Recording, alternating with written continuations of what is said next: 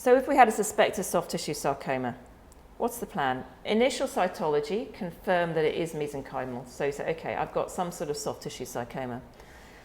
You'll have a look at the location, have a think about what surgery is possible. Is it fixed and immobile? Is it really adherent underneath? Am I feeling and saying, actually, whatever I do, I'm probably going to have to remove some muscle and fascia with it? Has it been there for a long time? If so, then the chance of it being metastatic is higher. How much skin is available for a margin? If it's on the trunk, we know there's a slightly higher risk of recurrence, so let's take a wider margin, and in any case, we can.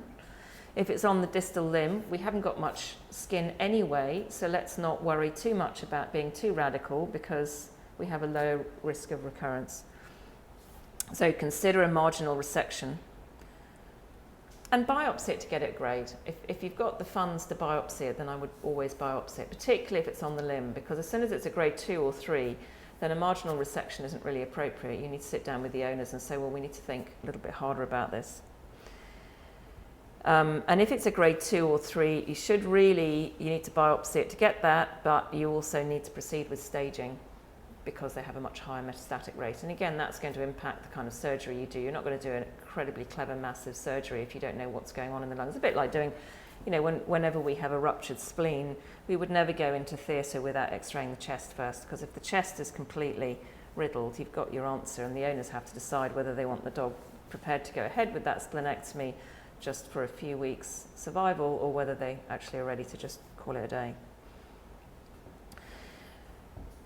Just one caveat, there's one slight fly in the ointment, and that is that one study found that the biopsy was the same grade as the final tissue in only 59% of them.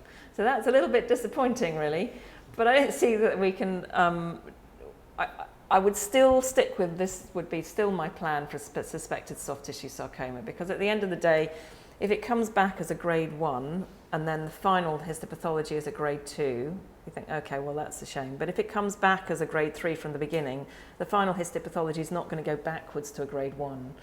You might get a false negative, you're never going to get false positive. So I would still biopsy it, even though I would warn the owners and say when the whole thing comes off, we may find we're upstaged.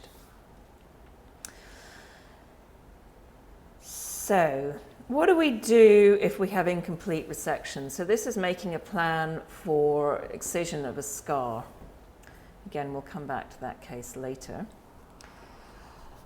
The first thing for grade 1, we've already said that broadly speaking, grade 1 is on our side. So we're going to recheck that scar and recheck the dog every 3 months for about 2 years. Although if you look on the VSSO website, they say that the grade 1s, if they're going to recur and they haven't recurred at a year, the chances are very low that it will recur over the next year.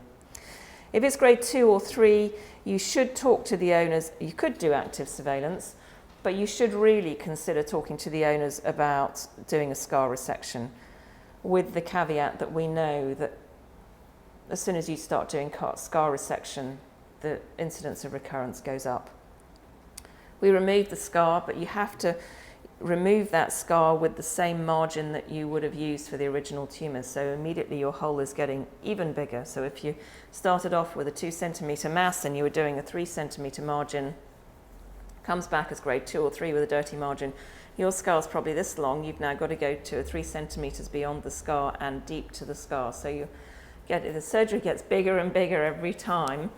You have to regard the entire length of the scar. Even if there's a nodule at one end, say, that's grown back already, you've got to regard the entire scar and everywhere you dissected as contaminated. You could consider immediately adjunctive therapy for microscopic disease, but as I said, you can't refer it for radiotherapy unless you've taken all the pictures beforehand, preparing you for that. And you certainly need to continue to monitor for metastatic disease. Most oncologists would feel uncomfortable about any kind of adjunctive chemotherapy because it's not very effective.